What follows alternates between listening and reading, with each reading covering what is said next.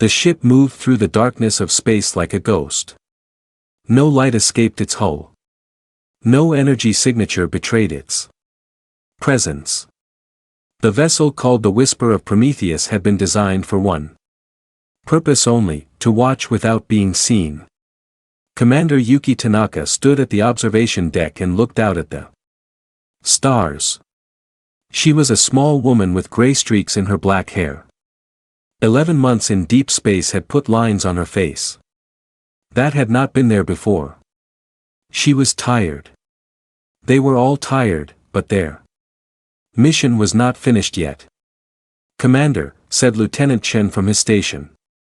"The fleet has arrived." Tanaka turned away from the stars. She walked to the main display where her crew had gathered. 30 men and women in dark uniforms watched the screens with careful eyes. On those screens, dozens of massive ships dropped out of faster than light travel. They appeared in the empty space above a blue and green world like predators surrounding wounded prey. "How many ships?" Tanaka asked.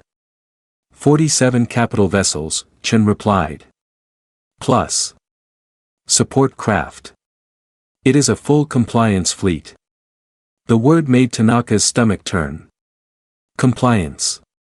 Such a clean word for such a dirty thing. She had read the reports. She had seen what happened to worlds that received a visit from a compliance fleet. The lucky ones surrendered quickly. The unlucky ones learned what the Galactic Concord did to species who refused to submit. "What do we know about the planet?" she asked. Officer Amara Oae pulled up the data on her screen. She was young, the youngest on the ship, with dark skin and bright eyes that had grown duller over the past 11 months. "The world is called Velith 3 in Concord records," Oae said. "Population: approximately 2 billion. The dominant species are reptilian in nature. Bronze-cold skin. They live in agricultural communities for the most part. Technology level is pre-space flight. They only discovered radio wave communication about 40 years ago." Pre-space flight, Tanaka repeated. The word felt heavy in her mouth. "They cannot even leave their own world yet." "No, Commander. They are decades away from their first orbital launch at minimum." Tanaka looked at the compliance fleet on the screen. 47 warships. Weapons that could crack continents, shields that could withstand nuclear fire. All of this aimed at a species that still thought the stars were just pretty lights in their night sky. "Why?" she asked. "Why does the Concord care about a pre-spaceflight world?" Chen worked his console for a moment. His face grew darker as he read the intercepted communications. "The Velith system contains significant deposits of certain rare minerals," he said. "The Concord has designated this system as strategically valuable. They wish to establish mining operations on the outer planets and moons. The presence of a native species on the third planet is considered an inconvenience." "An inconvenience," Tanaka said. 2 billion lives. The Concord will offer them integration first." Chen continued. "Standard procedure. The Velithians will be given the choice to join the Concord as a labor species. They will work the mines. Their world will be restructured to serve Concord needs. Their culture, their history, their identity, all will be erased over time and replaced with Concord standards." "And if they refuse?" Chen did not answer. He did not need to. Everyone on the bridge knew what happened to species who refused the Concord's generous offer of integration. The Whisper of Prometheus had been observing the Galactic Concord for 11 months, but humanity as a whole had been watching for much longer. 200 years of silent observation from the shadows of space. 200 years of learning. The truth about the galaxy. The Concorde controlled most of the Orion Arm. 4,000 species under one government. It sounded impressive until you understood how that government worked. The strong ruled, the weak served, and those who would not serve were removed from existence entirely. It was a simple philosophy. The Concorde believed that resources were limited, and therefore only the strong deserved to survive. Weakness was treated as a crime against nature itself. Humanity had discovered the Concorde in the year 2641. A deep space probe had intercepted Concorde communications. Scientists had decoded the language, and then the governments of Earth had realized the terrible truth. They were not alone in the universe, and the universe was not friendly. In those early days, humanity had been weak. Their ships were slow. Their weapons were primitive. If the Concorde had found Earth, humanity would have been given the same choice as every other weak species. Submit or die. So, humanity made a different choice. They chose to hide. For 200 years, human civilization grew in secret. They built their ships. They developed their weapons. They expanded to new worlds. Always staying in the shadows, always watching, never revealing themselves. The technology gap that had once terrified Earth's leaders slowly closed. Then it reversed. Human science moved in directions the Concorde had never considered. Human engineers solved problems the Concorde did not even know existed. And still humanity hid. The doctrine was clear. Observe. Never interfere. Never reveal. Learn everything. Trust nothing. Wait. But waiting was hard when you had to watch innocent people die on the screens. The compliance fleet moved into orbital positions around Vela 3. Tanaka could see the planet clearly now. Blue oceans. Green continents, clouds swirling in weather patterns. It looked like Earth. It probably smelled like Earth, too. If you were standing on its surface, and somewhere down there, 2 billion people were going about their daily lives, completely unaware that their future had just arrived in orbit.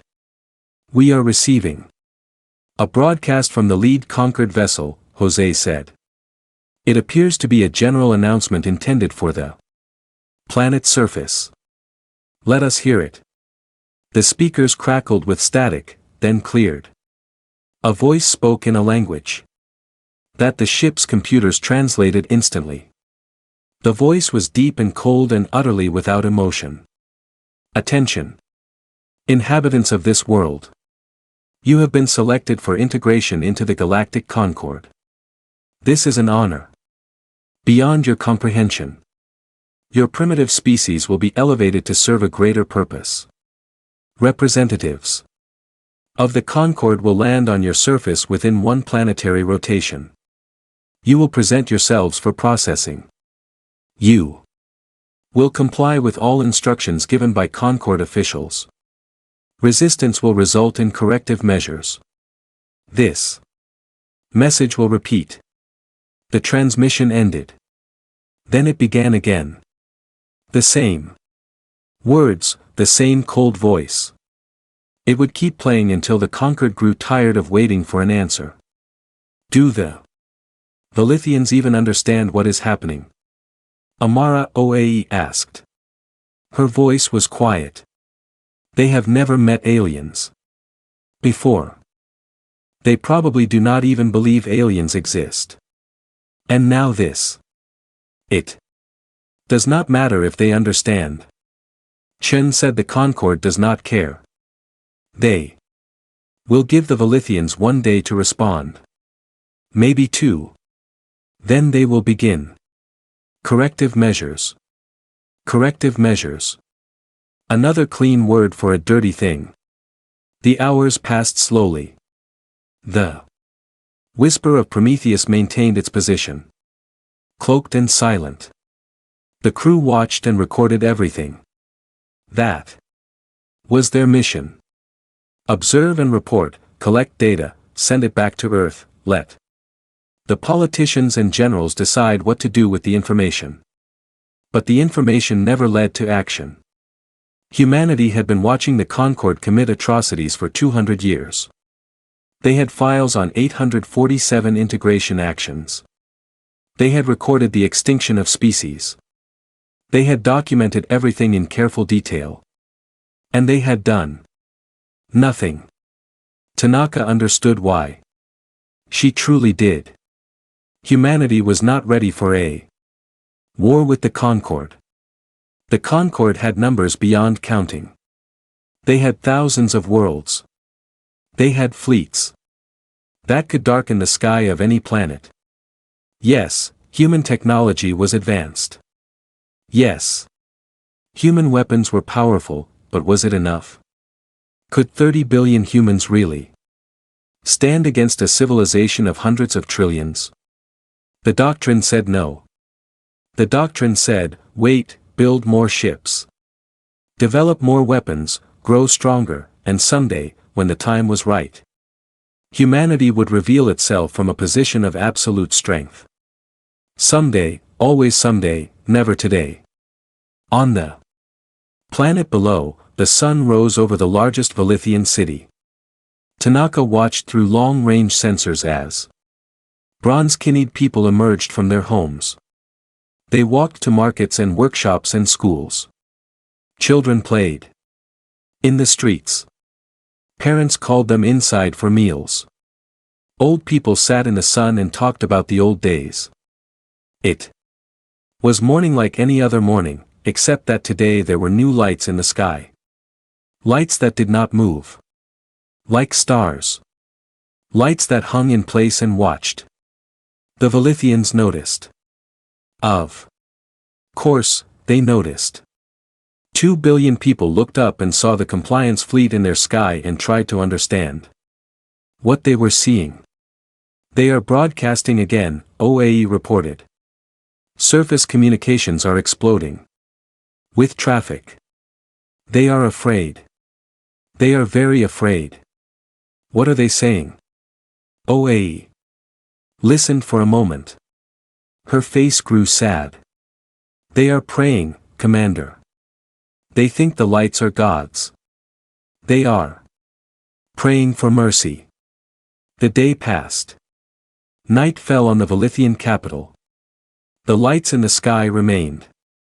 At dawn on the second day, the compliance fleet began its corrective measures. It started with the smaller cities. Kinetic weapons fell from orbit at tremendous speed. They struck the ground with the force of nuclear bombs, but left no radiation. Buildings became craters. Streets became rivers of molten stone.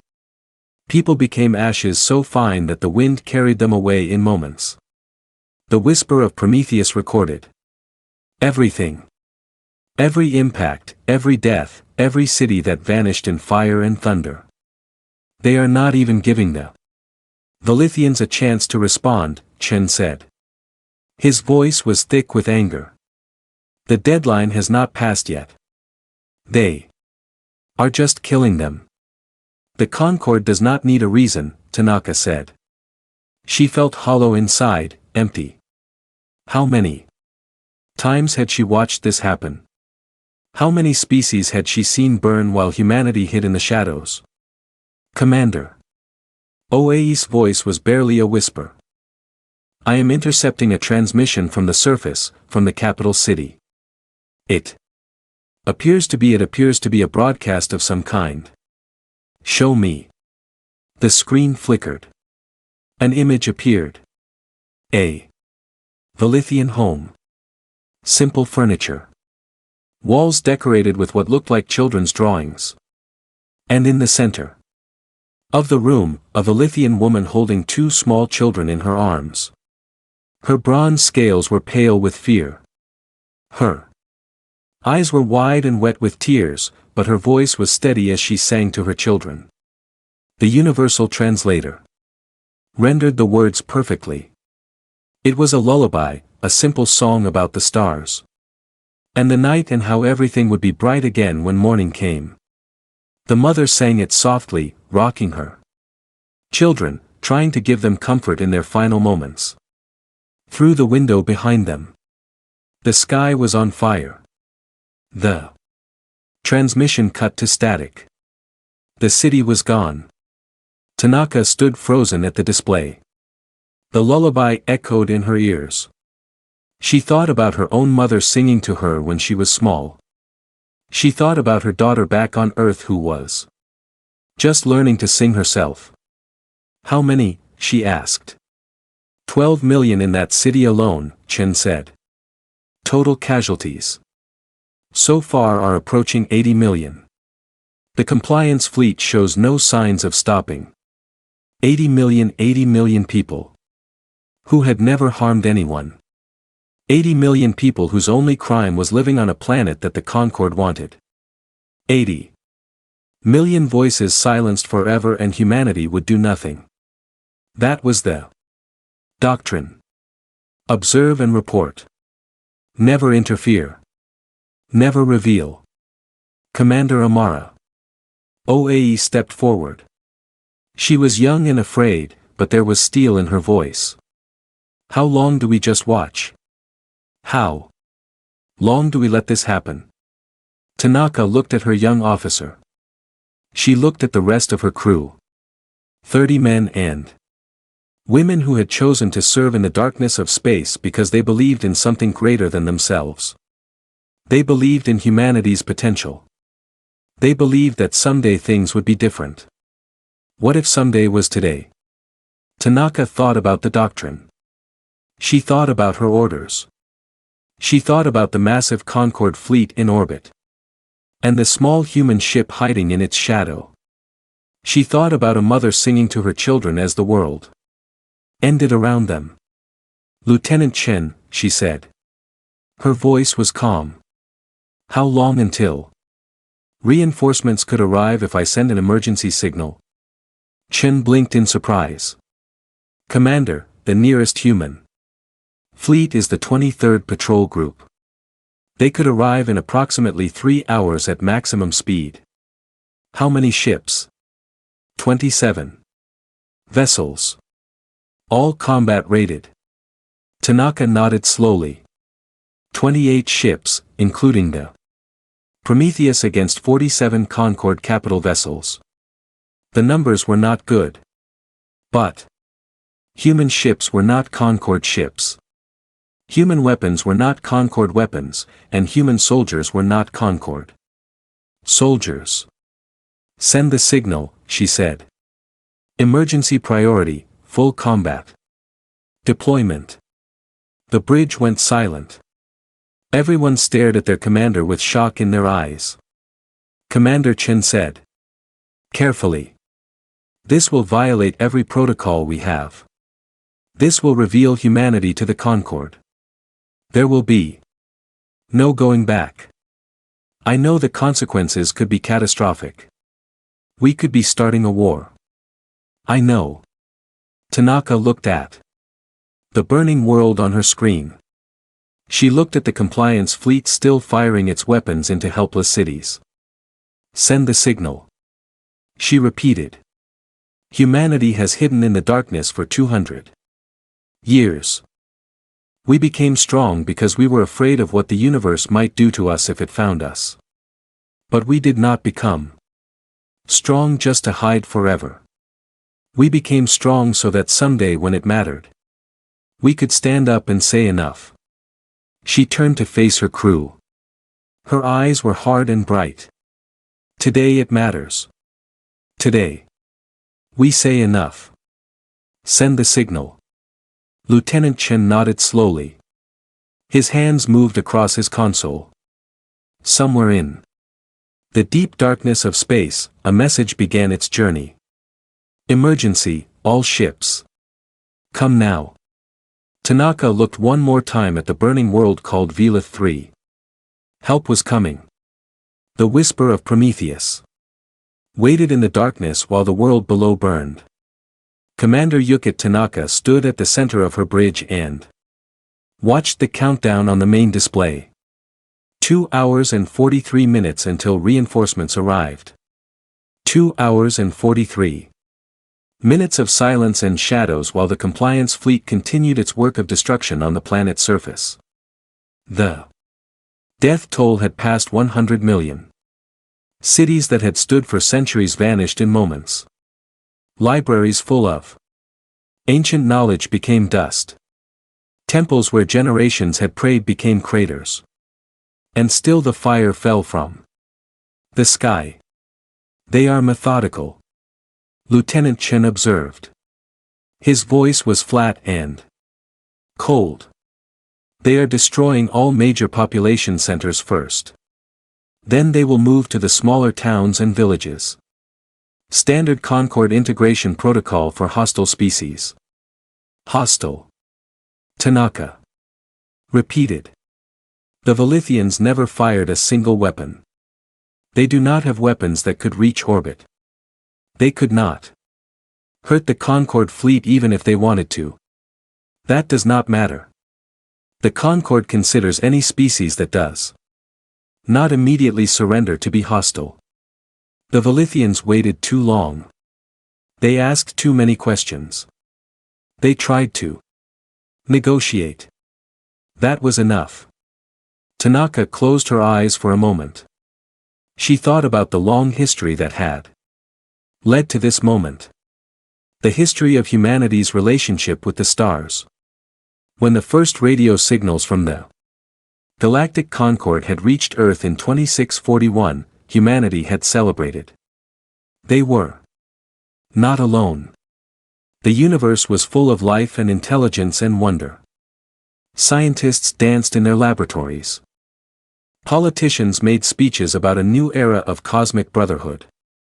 Children dreamed of meeting aliens and exploring distant worlds. The celebration lasted exactly 17 days. That was how long it took the linguist to decode enough of the Concord's communications to understand what kind of civilization they had discovered. The Concord was not a brotherhood. It was a hierarchy. At the top sat the Dominion species and their closest allies. These were the rulers, the masters, the ones who decided the fate of all others.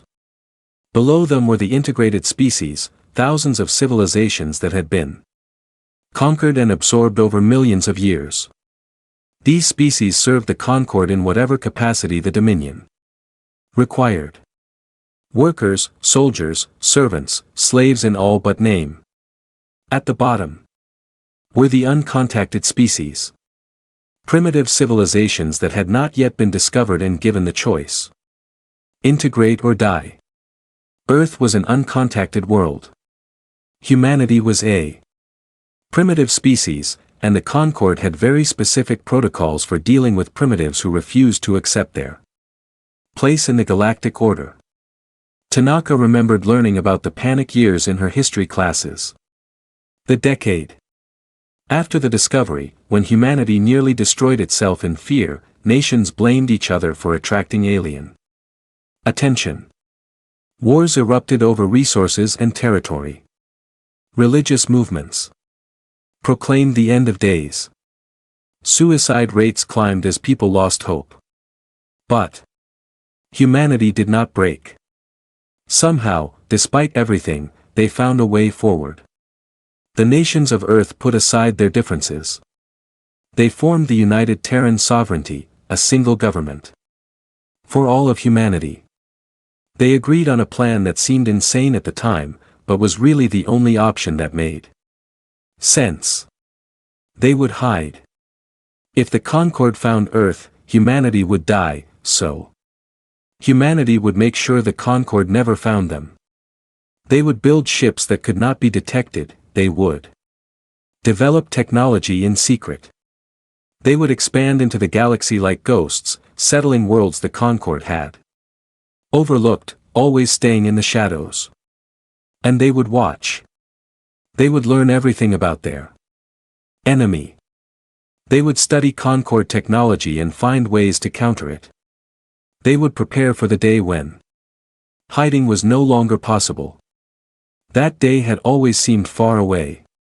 Someday, the leader said, someday we will be strong enough. Someday we will reveal ourselves. Someday we will change things. Tanaka had spent her entire career serving the doctrine of someday.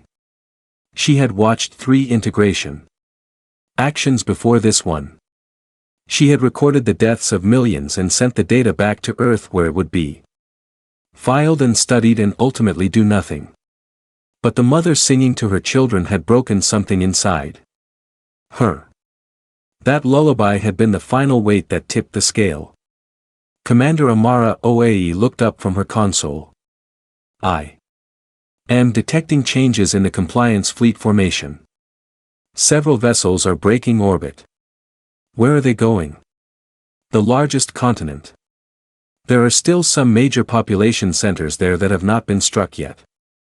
They appear to be sending landing craft. Landing craft.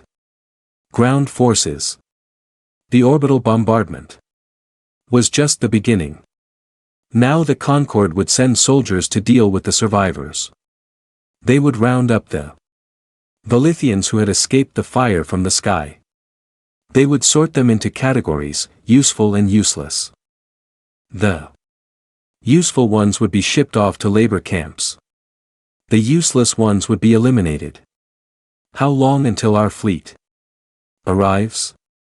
Tanaka asked. 2 hours and 31 minutes. Too long. Far too long. Millions more would die before help arrived. Tanaka made a decision. Helm, she said. Take us down. Put us between the landing craft and the planet's surface. The helm officer, a thin man named Marcus Webb, turned to stare at her. Commander, that would require us to decloak. The Concorde will see us. No. We are one ship against 47. They will destroy us. Perhaps, perhaps not. But we will not hide in the darkness while innocents die beneath us. Take us down. Webb hesitated for only a moment. Then he turned back to his console. Commander, taking us down. The whisper of Prometheus began to move. The ship slid through the void toward the planet below, toward the swarm of landing craft. Descending through the atmosphere. Tanaka watched the distance close on her display.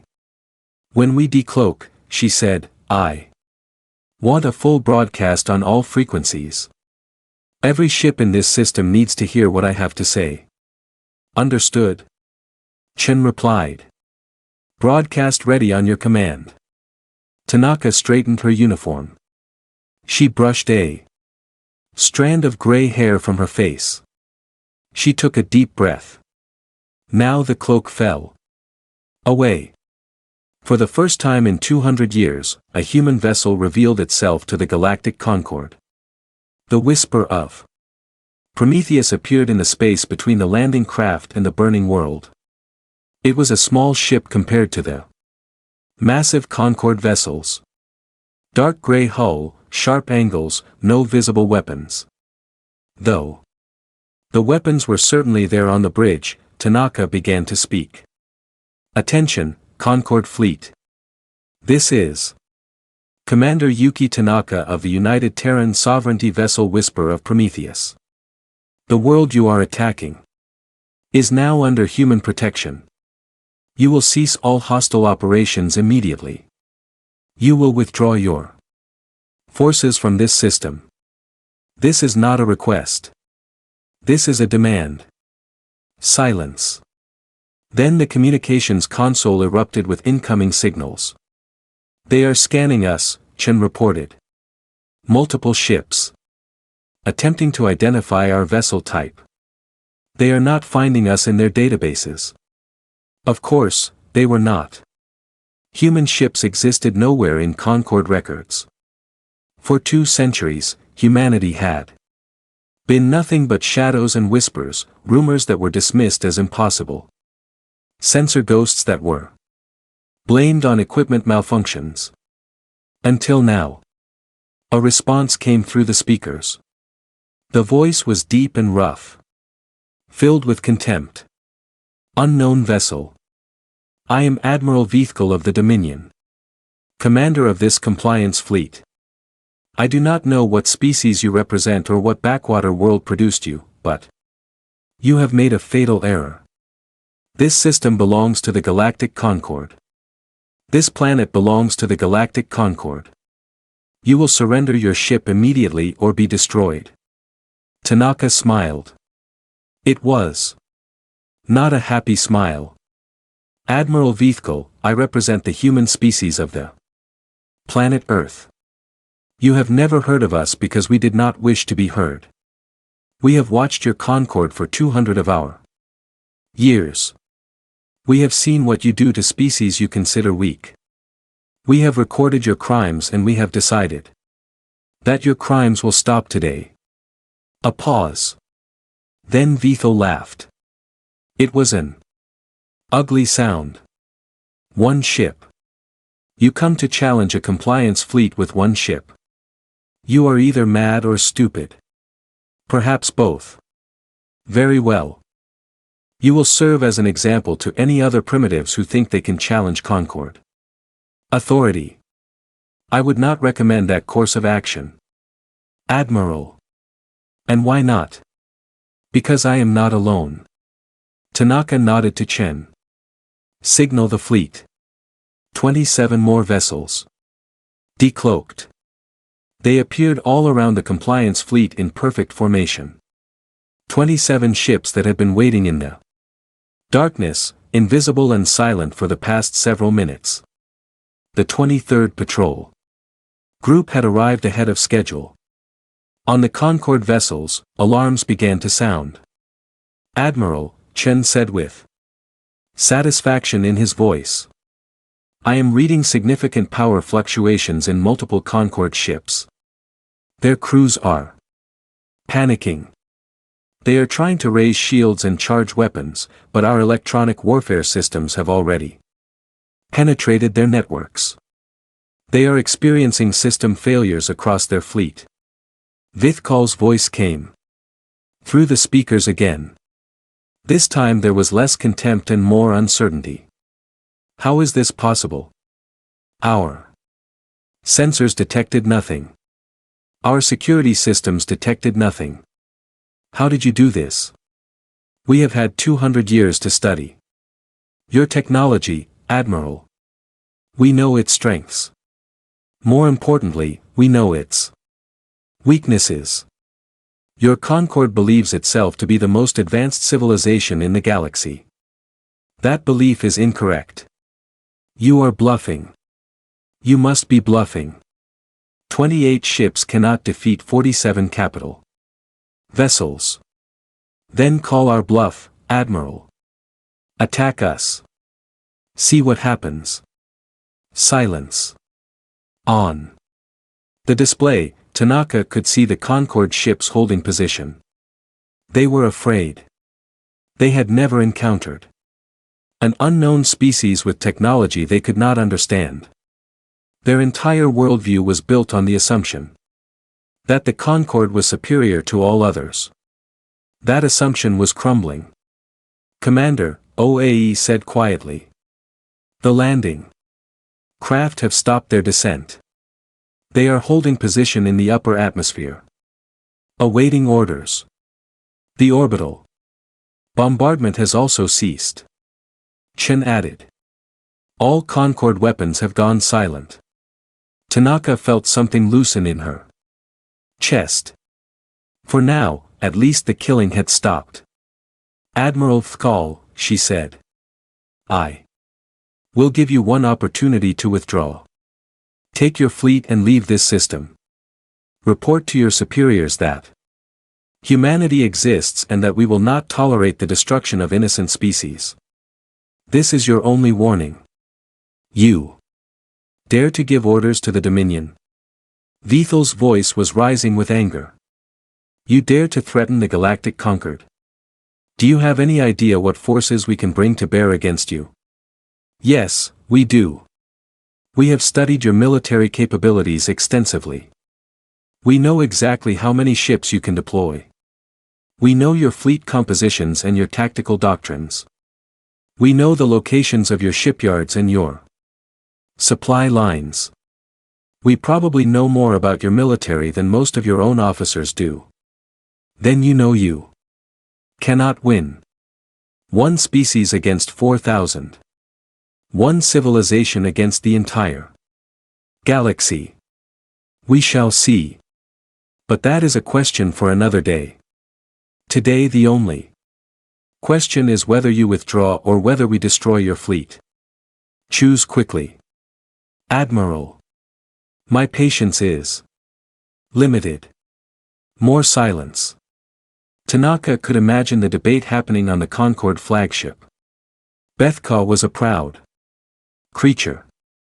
He would not want to retreat in the face of an inferior force, but he was also seeing his ship systems fail. He was watching unknown vessels appear from nowhere. He was facing something outside his experience. Fear was a powerful motivator. Very well, Vithko finally said. His voice was thick with suppressed rage. We will withdraw for now. But this is not over, human. The Concorde will learn of what happened here. And when we return, we will come. With 1,000 ships, 10,000 ships. We will find your precious Earth, and we will burn it to ash. That is my promise. Your promise is noted. Tanaka replied calmly. Now leave. The compliance fleet began to move. One by one, the massive vessels turned away from Velith 3 and activated their faster-than-light drives. They vanished into the darkness of space like ghosts fleeing the dawn.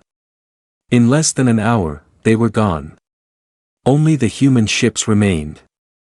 Tanaka let out a long breath. Her hands were shaking. She had just changed history. She had revealed humanity to the galaxy. There would be consequences beyond anything she could imagine. But on the planet below, the fire had stopped falling. Open a channel to the Velithian surface, she said. Widest possible. Broadcast. I want every survivor to hear this. Channel open, Commander. Tanaka thought carefully about her words. What do you say to a species that has just experienced the end of their world? What comfort can you offer to people who have lost everything? People of Velith 3, my name is Yuki Tanaka. I represent a species called humanity.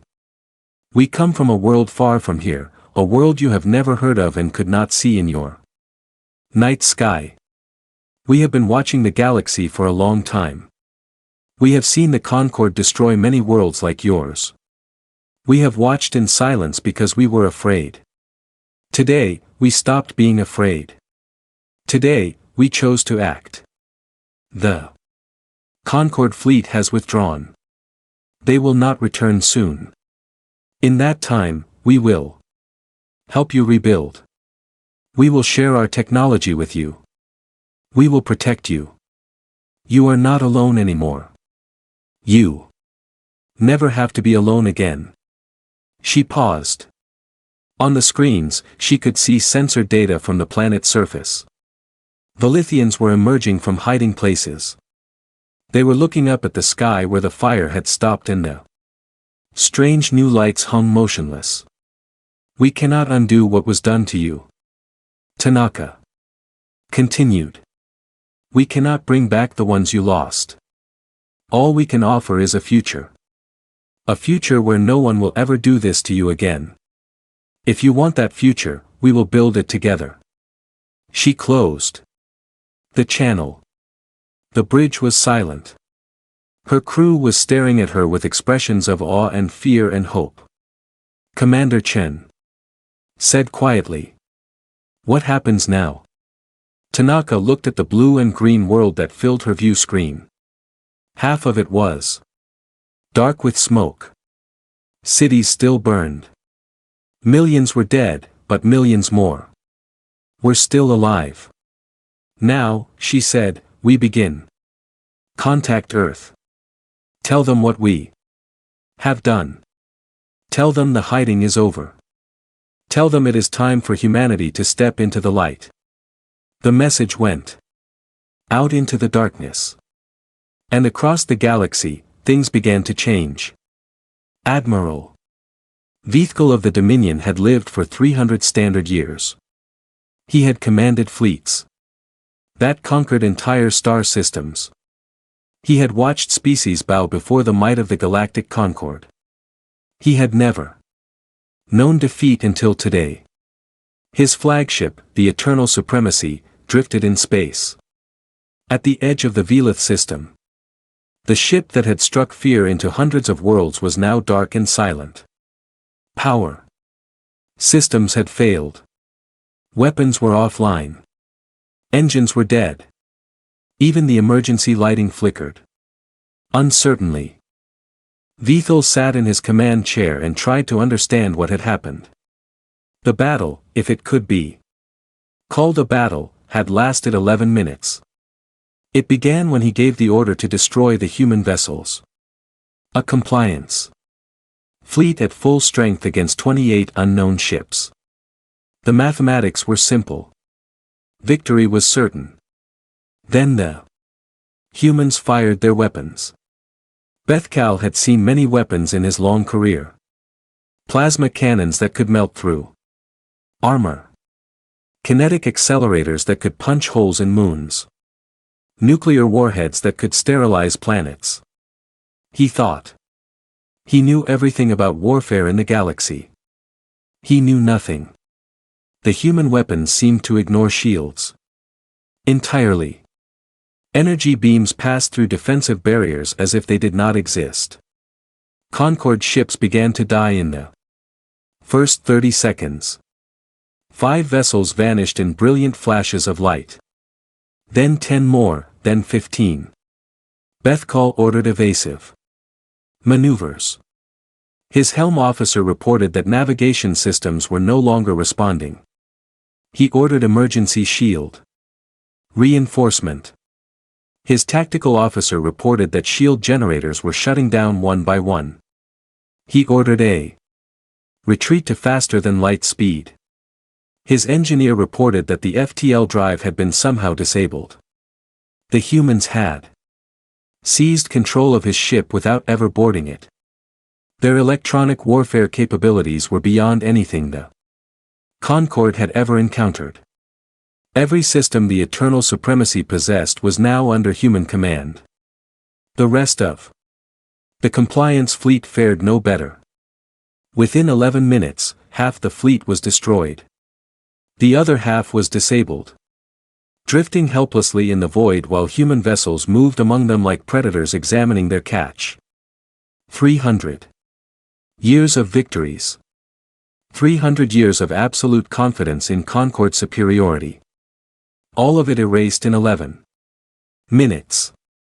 A chime sounded at the communications console. One of the few systems still functioning. Admiral, his communications officer said. Her voice was shaking. The humans are hailing us. They wish to speak with you. What do they want? They wish to board our vessel. They say they want to talk. Vithal laughed bitterly. Of course they did. They would board his ship and execute him in front of his crew. That was how the Concorde did things. He assumed the humans would be no different. Tell them to come. There is nothing I can do to stop them anyway. The humans arrived within the hour. A small shuttle detached from the vessel, called Whisper of Prometheus, and flew to the Eternal Supremacy's main hangar. The hangar doors opened automatically, more evidence that the humans controlled his ship completely. Vithkal gathered the senior officers who had survived and went to meet his executioners. The human shuttle was small and angular and completely black. Its surface seemed to Absorb light rather than reflect it. The boarding ramp lowered with a soft hiss. Commander Yuki Tanaka walked down the ramp alone. She was tiny. Vithkal stood nearly 3 m tall. The human woman barely reached his chest. She had dark hair with streaks of gray and a face that showed signs of age and fatigue. She wore a simple uniform with no medals or decorations. This was the creature that had humiliated the Dominion. Admiral Vithkal, Tanaka said. Her voice was calm and quiet. Thank you for agreeing to meet with me. I was not aware I had a choice. You always have choices. You chose to attack a defenseless world. You chose to murder millions of innocent people. You chose to fight us when we asked you to withdraw. Those were your choices. Now I'm giving you another one. What choice is that? The choice of how I wish to die. Tanaka tilted her head slightly. Why would I kill you? Vithkal stared at her. Because that is what one does with defeated enemies. That is how war works. You kill the leaders of those you conquer. You destroy their ability to resist. You make examples of them. Is that what the Concord does? It is what all civilizations do. The strong dominate the weak. The weak die or serve. This is the natural order of things. Tanaka nodded slowly. She reached into her uniform and pulled out a small device. A display screen of some kind. She held it up so that Vithkal could see. Images began to play. Images from the surface of Vela 3. The cities burning. The bodies in the streets, the survivors screaming and running and dying, and then clear as crystal, the recording of a Velithian mother singing to her children while fire consumed the world outside her window. The lullaby played in the silent hangar. Every Dominion officer heard it. Some of them looked away. Others did not react at all. They had seen such things before. They had caused such things before. Why? Tanaka asked. Vithkal did not understand the question. Why? What? Why did you do this? What did the Velithians do to deserve extermination? They refused integration. They did not refuse. You gave them less than 2 days to respond to first contact with alien life. They were confused and frightened. They asked for time to understand what was happening. That is not refusal. That is a reasonable request. The Concord does not wait for primitives to understand. We act. That is our strength. Tanaka put the device away. She looked at Vithkal with an expression he could not read. Sadness perhaps or disappointment. You genuinely believe that, do you not? You genuinely believe that killing innocent people is strength. That cruelty is power. That the ability to destroy makes you superior. It is not belief. It is fact. The universe has limited resources. Only the strong deserve to survive. This is the fundamental truth of existence. We disagree. Those 2 words hung in the air. Vithkal felt something cold move through him. Not fear exactly. Something worse than fear. The beginning of doubt. You disagree? He repeated. Your species disagrees with the fundamental truth of the universe. Yes, we do. Tanaka took a step closer. She was so small, so fragile looking. And yet, there was something in her eyes that made Vithkal want to step back. We believe that strength means the ability to protect, not the ability to destroy. We believe that power carries Responsibility, not privilege. We believe that every thinking being has value regardless of how useful they are to those above them. Those are the beliefs of prey, the beliefs of the weak perhaps. And yet, here we stand. Your fleet is destroyed. Your ship is disabled. Your weapons are useless. You are completely at our mercy. Tanaka spread her hands. If strength is the only thing that matters, Admiral, then we are the strong ones now. Does that mean our beliefs are correct? Vithkal had no answer. His worldview did not allow for this possibility. The Concord was supposed to be the strongest. The Concord was supposed to be unbeatable. That was why their philosophy was correct. But the humans had proven themselves stronger. Did that mean? No. He could not think that way. He would not think that way. What do you want from me? He asked. I want you to understand. I want you to take a message back to your Concord. I want you to tell them that humanity exists. That we have been watching for 200 years. That we know everything about them, their strengths, their weaknesses, their secrets. And I want you to tell them that the age of compliance is over. They will not listen. They will send more fleets, larger fleets. They will find your home world and burn it to dust. Let them try. Tanaka smiled. It was a sad smile. But there was steel beneath it. We have been preparing for this moment for 2 centuries. Every human child learns to fight. Every human world is fortified. Every human ship is built for war. Your Concord thinks we are primitives who stumbled into technology beyond our understanding. They are wrong. We understand our technology very well. We designed it specifically to defeat you. That is impossible. No species could remain hidden from the conquered for so long. No species could develop such advanced weapons in secret. And yet we did. Because we had to. Because when we discovered what kind of galaxy we lived in, we knew that survival would require sacrifice. Our grandparents gave up their dreams of peaceful expansion so that their grandchildren could build warships. Our parents lived in hiding so that we could learn to strike from shadows. We gave up 200 years of normal civilization so that when this day came, we would be ready. Tanaka turned and looked at the Dominion officers behind Vthkal.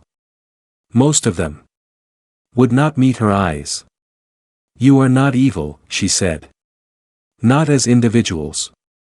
You are products of a culture that taught you evil things were good. You were raised to believe that cruelty was normal, that the suffering of the weak was natural. That is not your fault, but it is your responsibility.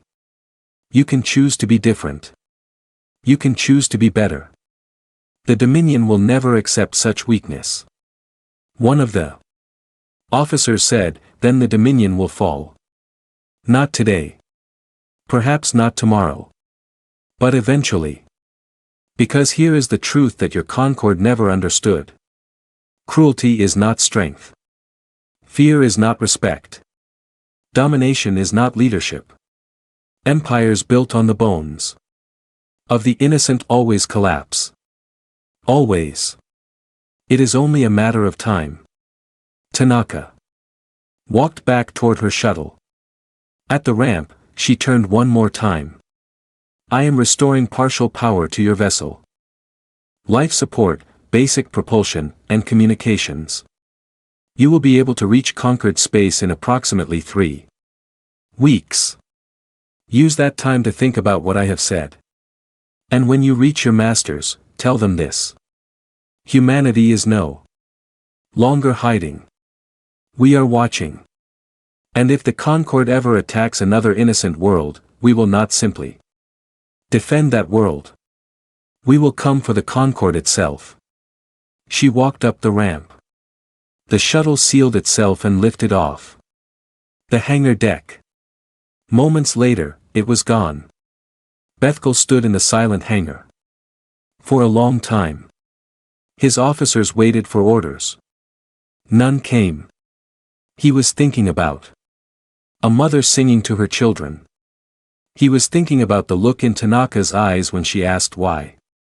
He was thinking about what she had said about strength and cruelty and the fall of empires. He was thinking for the first time in 300 years that perhaps he had been wrong. 2 weeks later, Bethel's ship limped into conquered space. The news he carried spread like wildfire. Humanity. A species hidden for 200 years. Technology that could defeat compliance fleets. A warning delivered with quiet confidence. The Concorde had ruled the Orion Arm for millions of years. They had crushed every species that challenged them. They believed themselves invincible. Now, for the first time, they were afraid. And across the galaxy, in the dark places where the conquered species huddled and survived, that fear was noticed. Hope, long since dead, began to stir again. Change was coming. The Hall of 10,000 Species was the greatest building in the galaxy. It rose from the surface of Axis Prime like a mountain made of glass and light. Inside 10,000 platforms floated in perfect geometric arrangement. Each platform represented one of the species that had been integrated into the Galactic Concorde.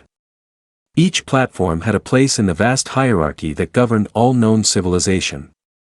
At the very top, in a ring of golden platforms that overlooked all others, sat the High Speakers. These were the leaders of the Dominion species and their closest allies. They were the masters of the Concorde. Their word was law. Today, the hall was full. Every platform was occupied. Every species had sent representatives. The air hummed with thousands of translator devices, turning 10,000 languages into one. They had all come to see the humans. Ambassador Chen Wei-Lin walked across the main floor of the hall with measured steps. She was a tall woman with silver hair and calm eyes. Behind her walked 11 other humans in formal diplomatic dress. They carried no weapons. They wore no armor. They were completely vulnerable, and yet the hall was silent. 10,000 species watched. The tiny human delegation crossed the vast floor and not one of them dared to speak. Wei-In reached the central speaking platform. It was a disk of white stone that rose slowly into the air until she stood at eye level with the High Speakers in their golden ring. The first High Speaker leaned forward. He was a Dominion, ancient and massive. His scales the deep purple that indicated royal blood. His name was Keth Varen, and he had ruled the Concorde for 5,000 years. "You are the humans," he said. His voice echoed through the hall. "I am Ambassador Chen Lin. I speak for the United Terran Sovereignty. We have never heard of your species. We have never encountered your ships. We have no record of your world in our databases. Yet you claim to have observed us for 200 years. Explain yourself." One smiled slightly. "We did not wish to be found. So we made certain that we were not found. That is impossible. The Concorde has mapped every system in the Orion Arm. We have catalogued every species. Nothing escapes our attention. Many things escaped your attention, High Speaker. You believed you were the greatest civilization in the galaxy. You believed no one could challenge your power. You believed that your way of doing things was the only way. These were all errors." A murmur ran through the hall. No species had ever spoken to the High Speakers with such blunt honesty. "You destroyed a compliance fleet," Keth Varen said. 47 ships. Thousands of Dominion warriors. You murdered them. We defended a world you were attempting to destroy. Your fleet fired first. Your admiral refused our request to withdraw. We acted in protection of innocent lives. The Velithians are primitives. They have no value. Their world was designated for integration. You had no right to interfere. We disagree with your assessment of value. High Speaker. And we have the power to enforce our disagreement. Another murmur. This one was louder, angrier. Some of the high speakers were rising from their seats in outrage. Wei Lin raised her hand. Before you respond with threats, I suggest you review the tactical data we have provided your security forces. Your defense network commanders have been studying it for the past 3 hours. I believe they have reached some concerning conclusions. One of the high speakers, a creature from a species Wei Lin did not recognize, touched a console on her platform. A holographic display appeared in the center of the hull. It showed Axis Prime from orbit. The planet was surrounded by the greatest concentration of military power in the galaxy. Defense platforms, battle stations, thousands of warships, enough firepower to destroy entire star systems, and moving among them, marked in red on the display were 17 human vessels. They had been there for days. Hidden, watching, completely undetected by conquered sensors until the humans chose to reveal themselves. Your defense network did not see them. One said.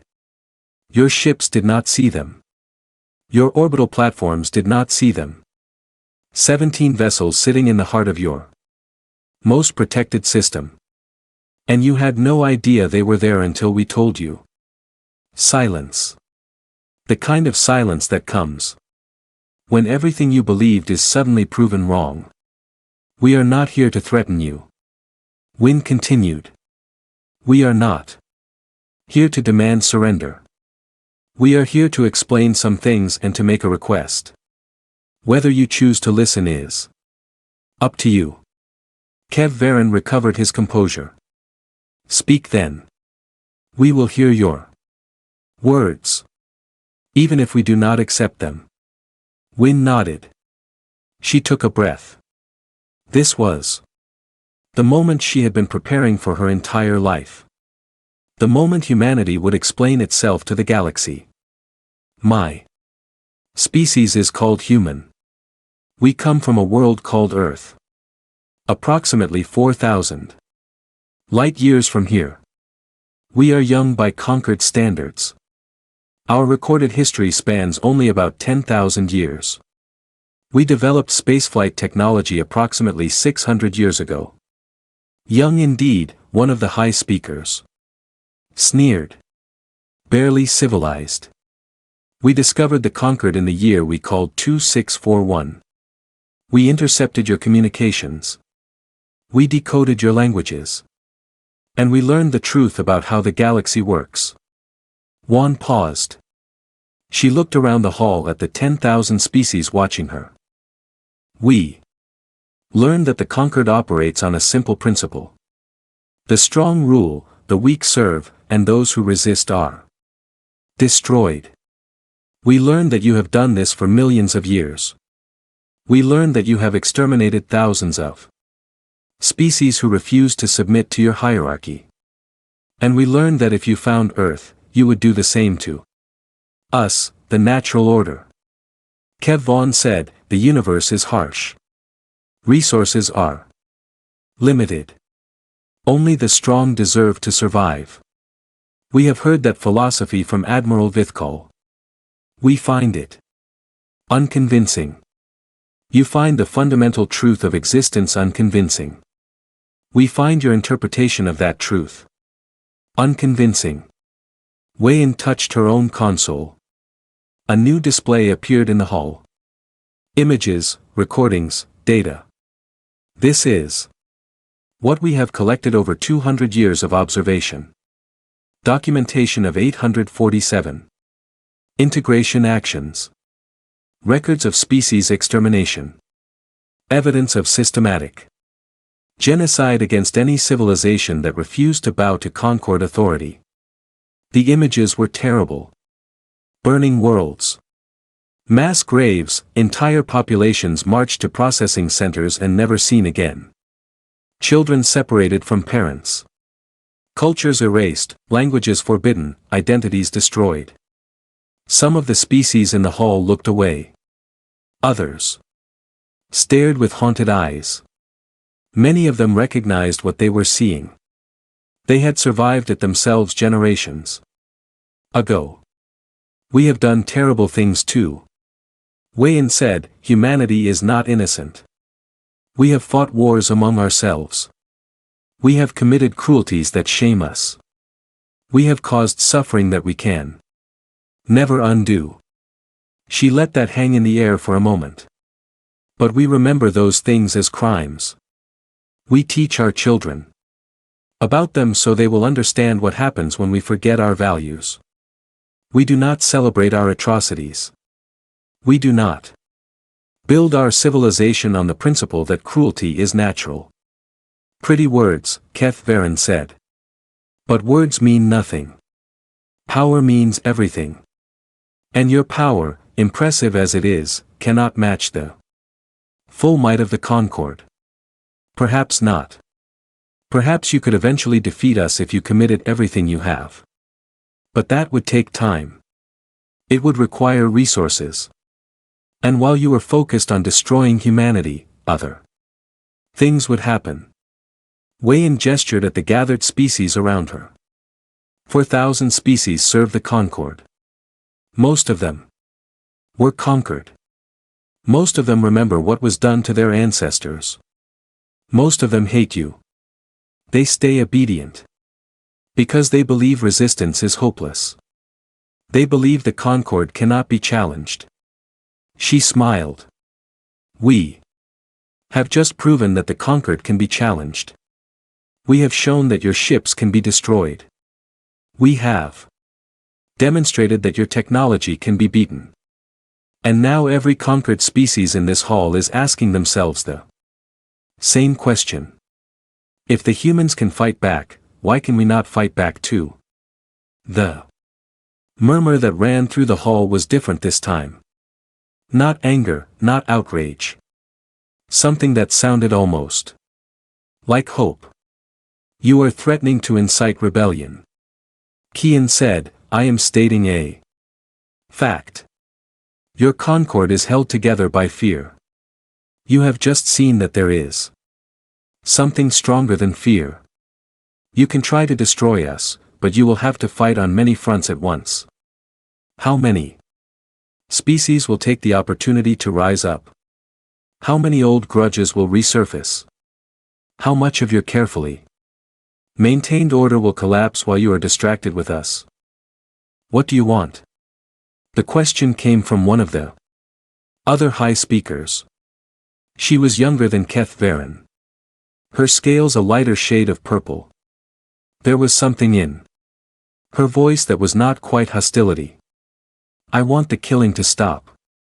One said. No more integration actions. No more compliance fleets. No more extermination of species who refuse to submit. The conquered can continue to exist. We have no desire to rule the galaxy. But the age of casual genocide ends today. Impossible. The entire structure of conquered society is based on. I know what it is based on. I am telling you that it must change. Not because we are threatening you. Though we are certainly prepared to back our words with action. But because it is unsustainable, you have made enemies of every species you have conquered.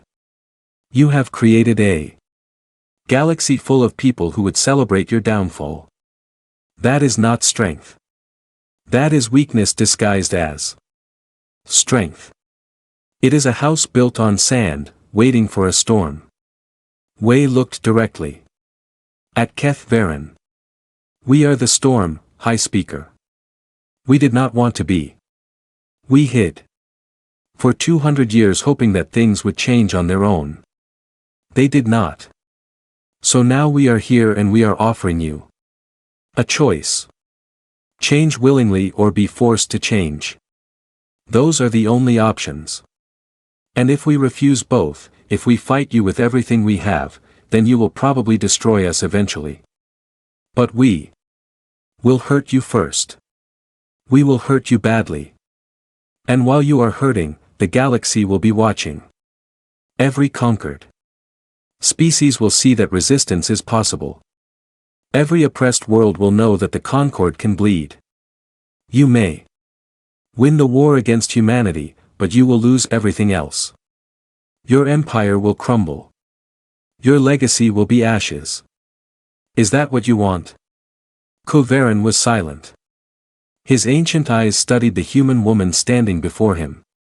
She was so small, so fragile, so utterly insignificant compared to the vast might of the conquered. And yet she was not afraid. You truly believe this? He said. You believe that your philosophy is correct, that kindness is stronger than cruelty. That protection is more important than domination. We believe it. Yes. But more importantly, we are willing to die for it. Are you willing to die for your philosophy, High Speaker? Are you willing to see your entire civilization burn rather than change? No answer came. But the silence was enough. Wei-yin touched her ear, listening to a communication from outside the hall. My fleet has just decloaked around your 17 largest military installations. She said, your defense networks did not detect them until they chose to be seen. We are not dictating terms, High Speaker. We are informing you of new galactic realities. Take whatever time you need to discuss among yourselves. We will wait. She stepped back from the speaking platform and let it slowly descend to the floor. The human delegation gathered around her and walked toward the exit. Behind them, the hall of 10,000 species erupted in chaos. High speakers shouted at each other. Conquered species whispered among themselves. Security forces ran in all directions, trying to respond to reports of human ships appearing at critical installations across conquered space. Wei-yin did not look back. She had delivered her message. Now the galaxy would decide its own future. She hoped they would choose wisely. She truly did. But if they did not, humanity was ready for that, too. The war lasted 3 years. It began when the Dominion rejected humanity's offer of peace. High Speaker Keith Varen declared that the conquered would not bow to the demands of primitives. He called for the total destruction of the human species. He mobilized every fleet, every soldier, every weapon the Concord possessed. He expected a quick victory. He was wrong. Private Kethville of the Dominion Ground Forces learned how wrong. On the 5th day of the Battle of Axis Prime, he had been trained since birth to fight. Every Dominion was they were the warrior species, the conquerors, the natural rulers of the galaxy. Combat was in their blood. Victory was their destiny. The humans did not seem to understand this. Keith Val's unit had been defending a communications hub in the capital city. When the humans attacked, there were only 20 of them. 20 small, fragile creatures against 200 Dominion warriors in full battle armor. The fight lasted 4 minutes. The humans moved like shadows. They appeared from nowhere and vanished before you could target them. Their weapons made no sound, but left Dominion soldiers dead on the ground. Their armor seemed impossible to penetrate. They worked together with a coordination that looked almost psychic when it was over. Keith Val was the only one left alive. He had been wounded in the first seconds of the fight and had fallen behind a barricade. The humans had walked past him without a second look. More concerned with their objective than with finishing off the wounded, he lay there in his own blood, waiting to die. Then one of the humans came back. It was a female. She knelt beside him and looked at his wounds. She said something in her strange language. A moment later, she was treating him, sealing the wound, stopping the bleeding, giving him medicine for the pain. Why? Keith Val asked. His voice was barely a whisper. The human looked at him with calm eyes. She touched a device on her collar, and when she spoke, the words came out in Dominion language. Because you are hurt. Because I can help. Because that is enough reason. I am your enemy. You were my enemy. Now you are my patient. There is a difference. She finished treating his wounds and stood up. More humans were arriving, securing the area. Some of them looked at Keth with hostility. Others just looked tired. None of them tried to kill him. What happens now? He asked. You will be taken to a medical facility. Your wounds will be fully treated. When you are recovered, you will be given a choice. Return to the Dominion or stay with us. The choice is yours. The Dominion does not give such choices to prisoners. We know that is one of the things we are trying to change. The human walked away. Other humans came and lifted Keth Val onto a stretcher. They carried him carefully. As if he mattered, as if his life had value. He did not understand. Across the galaxy, the war continued. But it was not the war the Dominion had expected. Human fleets struck at military targets with surgical precision. They destroyed shipyards and weapons factories. They disabled defense platforms and communication networks. They captured strategic systems and fortified them against counterattack, but they did not destroy civilian populations. They did not bomb cities. They did not massacre prisoners. They fought hard and they fought brilliantly, but they did not fight cruelly. The Concord had never encountered an enemy like this. They did not know how to respond. And as the humans advanced, other species began to rise. It started with the Velithians. The survivors of the near extinction had been given human technology and human training. They had rebuilt their world with human help. And when the war began, they volunteered to fight alongside their saviors. Then other species joined. The ones who remembered what the Concord had done to their ancestors. The ones who had been waiting for centuries for a chance to fight back. The ones who had lost hope and suddenly found it again. The galaxy was turning against the Dominion. Everything the high speakers had feared was coming true. Scholar VTH Mara of the Concord Historical Archive spent the war years trying to understand how this had happened. She was not a warrior. She was a researcher dedicated to preserving the records of conquered history. Her job had always been straightforward. Document the glorious victories of the Dominion and their allies. Celebrate the integration of new species into the galactic order. Record the natural progression of the strong over the weak. Now she was documenting something very different. She spent months studying human records. They had opened their archives to any species willing to read them. They hid nothing. Their history was there for all to see. The wars, the atrocities, the mistakes, the crimes. Humanity had committed terrible acts over its short existence. They admitted this freely, but they also showed how they had changed, how they had learned. From their mistakes, how they had built new systems to prevent old crimes from happening again. They were not perfect. They did not claim to be, but they were trying to be better. Beth Mara found herself asking questions she had never considered before. Why did the Concord never try to be better? Why did they celebrate cruelty instead of learning from it? Why did they build their entire civilization on the principle that some lives mattered and others did not? She had been taught that this was simply how the universe worked. The strong survived, the weak perished. There was no other way. But the humans had shown that there was another way. They were strong, perhaps the strongest species the galaxy had ever seen, and they had chosen to use that strength for protection instead of domination.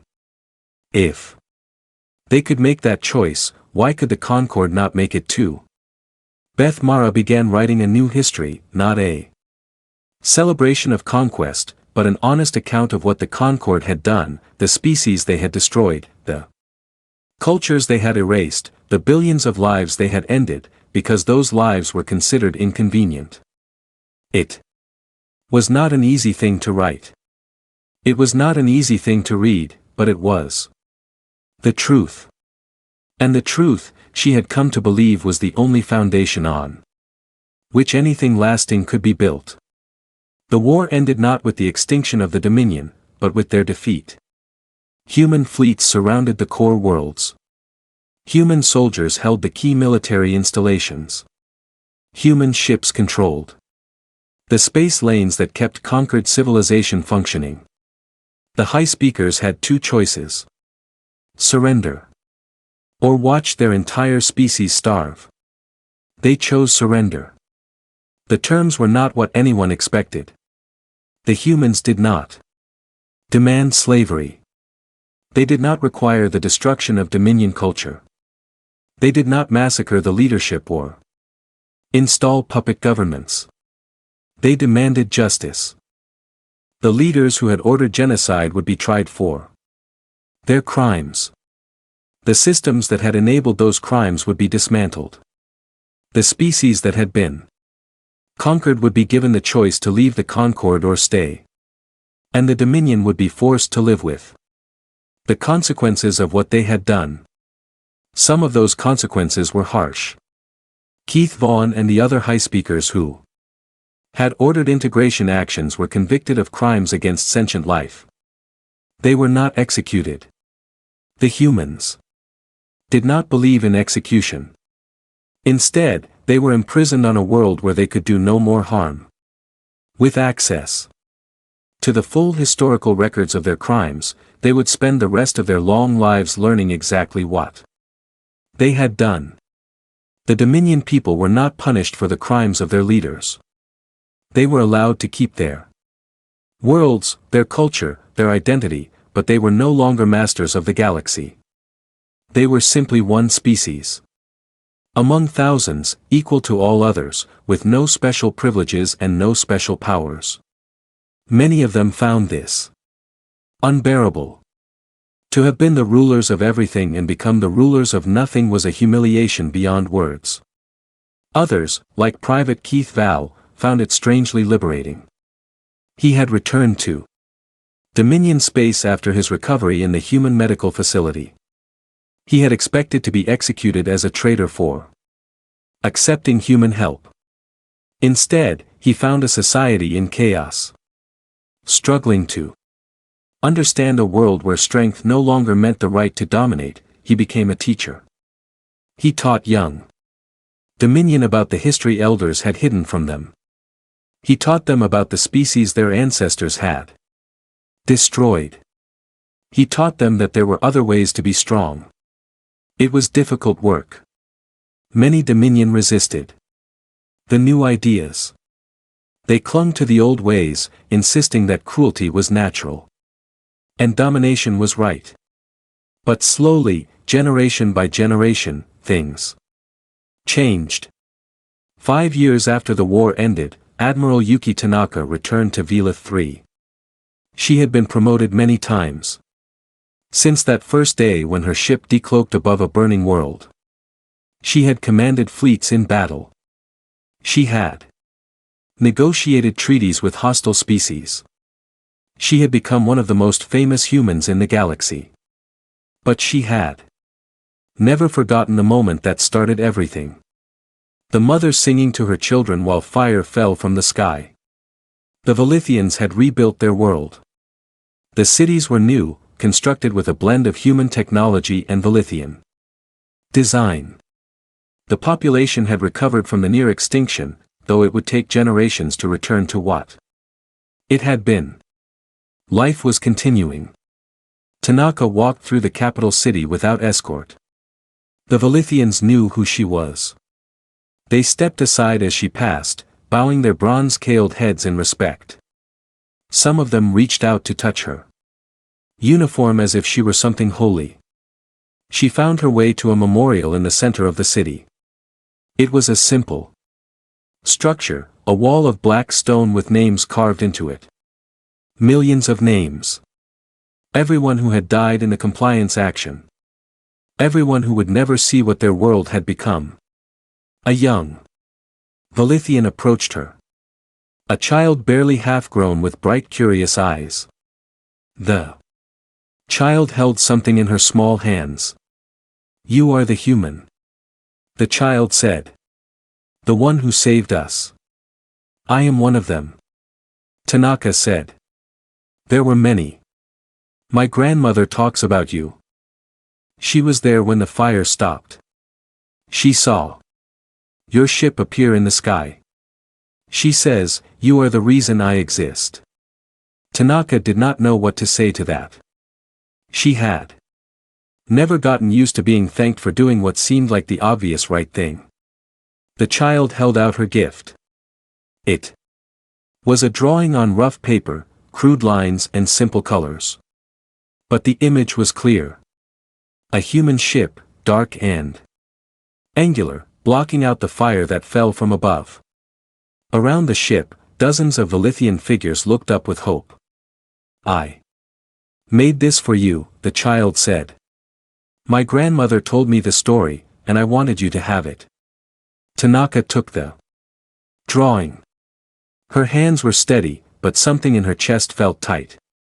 "Thank you," she said. "I will keep it always." The child smiled and ran off to join her family.